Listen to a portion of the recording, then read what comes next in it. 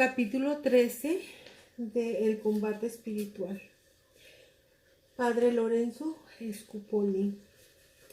¿Cómo combatir la sensualidad y qué actos debe de hacer la voluntad para adquirir la buena costumbre de obrar bien? Recordemos que cada día San Pablo lo que decía era: tenemos un continuo combate, pues la parte espiritual de nuestra personalidad nos invita a hacer el bien, pero la parte material y sensible nos inclina a hacer el mal. Para salir vencedores de este combate, que es de todos los días y de toda nuestra vida, es necesario emplear ciertas técnicas que vamos a enumerar enseguida. Lo primero: cuando los movimientos y excitaciones de nuestra sensualidad aparezcan tratando de ir contra lo que la razón aconseja, es necesario rechazarlos rasualmente desde el principio, sin detenerse a aceptarlos de ninguna manera. Si los consentimos, empiezan a crecer y a esclavizarnos. Lo segundo: tenemos que hacer actos contrarios a los que las pasiones y malas inclinaciones nos proponen. Así, por ejemplo, si la ira quiere invitarnos a la venganza, debemos rezar por el bien de la persona que nos ofendió. Si la tristeza trata de inclinarnos al desánimo, debemos cultivar pensamientos de alegría y de esperanza. Si el orgullo nos incita a creernos algo y a desear alabanzas, es necesario recordar que nada somos y que las alabanzas humanas son humo que se lleva el viento. Si es la impureza la que nos mueve, conviene recordar el desgarramiento interior que produce en el alma cada pecado impuro y de pérdida de buena fama y de paz que cada impureza acarrea a el alma, etc. Una trampa. Los enemigos del alma, cuando ven que reaccionamos fuertemente contra sus acechanzas o deseos a hacernos el mal, entonces dejan por un tiempo de traernos tentaciones para que nosotros, creyéndonos ya fuertes, dejemos de huir de las acciones y pensamientos con loco orgullo que ya somos capaces de resistir al mal. En esto sí que conviene cumplir lo que aconseja San Pablo: trabajar en la santificación con temor y temblor. Filipenses 2:12. ¿Y quién está en pie? Tener cuidado para no caerse. Primera de Corintios 10:12. Porque tan pronto empezamos a creernos capaces de ser santos por nuestras propias fuerzas, comenzamos a tener muy humillantes caídas. Dios resiste a los orgullosos. Por eso, el profeta Isaías dice: lo que Dios desea es que permanezcas humilde delante de Él. Tercer acto: aborrece lo que es malo. Muchas veces sucede que después de haber hecho grandes esfuerzos para resistir y rechazar los ataques de los enemigos de la salvación, de haber pensado y reflexionado en que este resistir es algo muy agradable a Dios, de un momento a otro nos damos cuenta que no estamos seguros ni libres del peligro de ser vencidos en una nueva batalla. Por eso, conviene que nos ejercitemos en sentir un gran aborrecimiento y asco hacia el vicio que queremos vencer.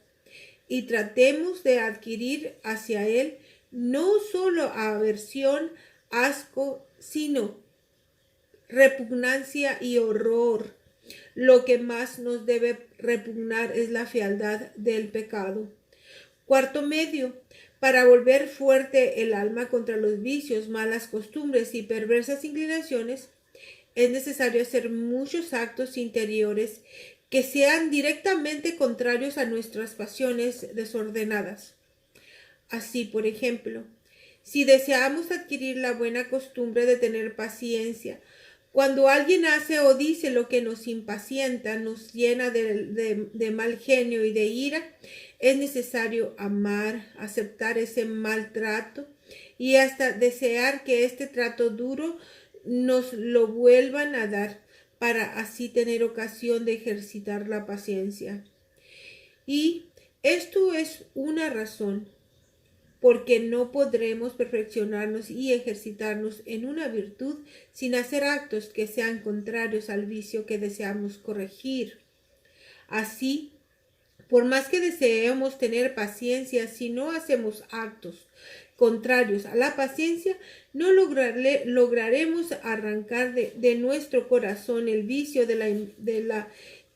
de impacientarnos y de disgustarnos por cualquier cosa, el cual proviene de que no queremos que nos lleven la contraria, ni que nos hieran el orgullo y el amor propio.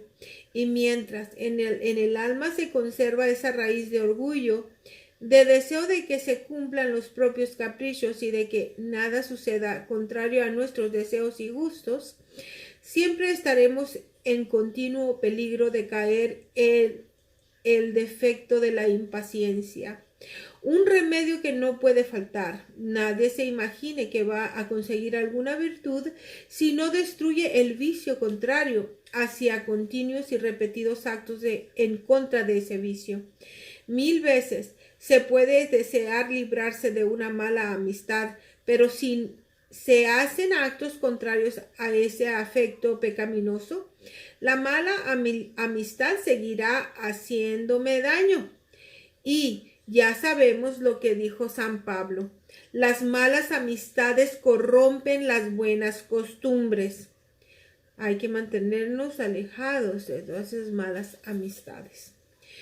No bastan unos pocos actos. Ya sabemos que para adquirir una mala costumbre o un vicio se necesitan muchos pecados repetidos, y de la misma manera para conseguir una virtud contraria a ese vicio se necesitan repetidos y frecuentes actos buenos hasta lograr adquirir la buena costumbre que sea capaz de enfrentarse al vicio y alejarlo. Y aún más, son necesarios más actos buenos de virtud para formar una buena costumbre que actos pecaminosos para formar un vicio, porque el vicio le colaboran las pasiones y malas inclinaciones, y en cambio a la virtud se le opone nuestra naturaleza corrompida y viciada por el pecado. Hacerlo aunque cueste. Todo lo que vale cuesta. No vayamos a creer que hacer actos de virtud contrarios a los vicios es algo fácil y agradable. Nada de eso. Por ejemplo, tratar con amabilidad y paciencia a quien nos humilla y ofende.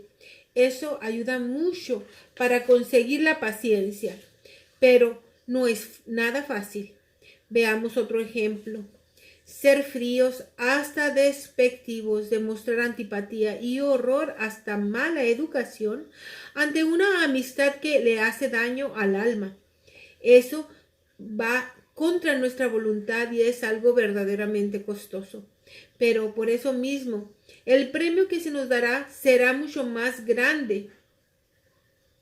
Por lo tanto, no dejemos de hacer esos actos contrarios a los vicios, aunque parezca que nos sangra el corazón y que el alma agoniza de sufrimiento.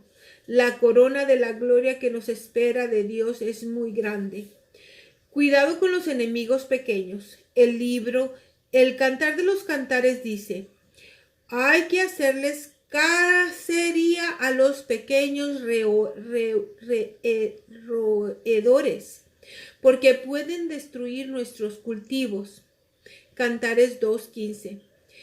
En la vida espiritual debemos cumplir este mandato, no contentarnos solamente con atacar y echar lejos los movimientos más fuertes y violentos de las pasiones, sino también los más leves y pequeños, porque estos movimientos pequeños les sirven a los otros para atacarnos y vencernos, como los muchos pequeños sirven a los ladrones grandes para entrarse a las casas. Entrando primero los menores por las ventanas a abrir la puerta para que entren los mayores. Y así es como se van formando las malas costumbres y los vicios, empezando por dejar entrar en la vida de cada día las pequeñas imperfecciones y éstas abren las puertas a las mayores. Un descuido peligroso. Muchas personas se han descuidado y no se han mortificado en evitar pequeñas faltas, dejándose llevar por pasiones y malas inclinaciones en cosas fáciles y aparentemente sin gran importancia, y creyeron que solamente debían mortificarse en las pasiones más difíciles y graves. Cuando menos lo imaginaban, sintieron el poderoso asalto de los enemigos de su salvación y sufrieron enorme daño espiritual. Así, por ejemplo, habiendo hecho voto de castidad, se imagina a alguien que puede vivir tomado de la mano, dando pequeñas caricias, lanzar frecuentes miradas afectuosas al rostro, decir palabras de salamería y no necesaria afectuosidad, mirar escenas o representaciones materialistas y hasta sensuales, aceptar demasiada familiaridad en el trato con personas jóvenes y sensibleras, etc. En el momento de parecer pequeñeces, pero cuando menos lo piense, puede hallarse en los más pavorosos abismos del pecado y de la sensualidad, e incapaz de reaccionar ante sus perversas inclinaciones. Y se cumple lo que decía Jesús: quien no es fiel en lo pequeño, tampoco lo será en lo grande. Esto viene en Lucas 16:10. Hay que mortificarse en lo que es lícito. En la vida espiritual hay un dicho muy antiguo que siempre se cumple y dice así: quien no se mortifica en lo lícito, tampoco se mortificará en lo ilícito. Se llama lícito lo que es permitido, lo que puede hacer o decir sin cometer pecado. Hay que distinguir esto entre lo que es simplemente lícito y lo que es necesario. Lo necesario hay que hacerlo y decirlo siempre, pero lo que es solamente lícito no es necesario si se deja de hacer o decir. Producirá grandes bienes espirituales porque la persona se va acostumbrando más fácilmente a dominarse a sí misma, y cuando le lleguen los atractivos de las pasiones y de los malos instintos, ya tiene fuerza de voluntad y podrá salir vencedora de las muchas tentaciones.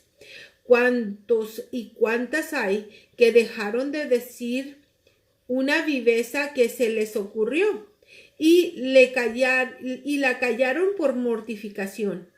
Y después, cuando un momento de ira les vino el deseo de decir unas palabras o palabrotas ofensivas, ya no las dijeron porque se habían ejercitado en callar lo que debían de decir. Provechoso repaso. Ojalá volvamos a repasar de vez en cuando estos remedios que hemos venido aconsejando, porque si los cumplimos vamos a obtener una verdadera reforma en nuestra vida interior, y al practicarlos conseguiremos gloriosas victorias espirituales y en poco tiempo haremos grandes progresos en la virtud e iremos creciendo en virtud y en santidad casi sin darnos cuenta. ¿Por qué no ensayarnos también nosotros? Lo contrario está muy dañoso. La experiencia ha demostrado que si descuidamos cumplir estos consejos que acabamos de recordar, Aunque hagamos bellos planes de progresar en lo espiritual, nos quedaremos sin conseguir verdaderos progresos en la virtud, porque el progreso en lo espiritual no consiste en hacer fantásticos planes de santidad, sino en cumplir cada día lo que nos puede llevar a conseguir las virtudes, a evitar los vicios y agradarle con nuestro compartimiento al Redentor y Salvador crucificado. Con pequeños actos se adquieren las virtudes. La experiencia de millones de personas han demostrado que así como los malos hábitos y malas costumbres se forman en nosotros a base de repetir frecuentemente actos con los cuales los apetitos sensuales y malas inclinaciones se oponen a las buenas intenciones de la voluntad de la misma manera, las virtudes y las buenas costumbres se adquieren con frecuentes y repetidos actos de voluntad, con los cuales trata de conformarse con lo que Dios desea, manda y se ejercita en practicar ya una virtud, ya la otra. Así como una persona no puede ser definitivamente viciosa y corrompida, por más que sus malas inclinaciones traten de corromperla y llevarla al mal, si su voluntad persiste en querer portarse de manera que a Dios le agrade su comportamiento, así también nunca alguien logrará tener virtud y santidad por más inspiraciones que la gracia divina le envíe, si su voluntad no se decide seriamente a dedicarse a obrar el bien y evitar el mal. Fin del capítulo número 13. Vamos a hablar rápidamente de que nuestra Santísima Madre es la que nos entrega todos esos dones que necesitamos para tener esa redención de nuestro Señor Jesucristo. Ella es la primera mujer, y en esos dones, esas virtudes que ella nos regala, está la de consagrarnos a su pureza, a su infinita y divina pureza. Hay que consagrarnos a ella, hay que, como Jesús se abrigó en esa nueva mujer, perfecta creación de Dios para sus hijos y para la salvación de los hombres, pues hay que aprovecharlas, hay que primeramente tener en alto el nombre de nuestra Santísima Madre Inmaculada en todo momento, y en todo momento pedirle ayuda, pedirle los dones que necesitamos como hijos de ella, ya no de Eva, sino ya de una Madre Santa. Pedirle esos dones para que nosotros podamos levantar de nuestra miseria nuestra alma, nuestra dignidad como hijos de Dios. Nuestra dignidad en hijos de Dios no significa que hay ningún tipo de honor. Al contrario, Dios es la humildad. Así como Dios es amor, Dios es la humildad. Nuestro Padre nos ama tanto que nos ha dado todos los vehículos de salvación, y una de ellas es la corredentora María, Madre de Jesucristo, Dios vivo y verdadero, uno y trino, con el Padre y el Espíritu Santo. Dios los bendiga.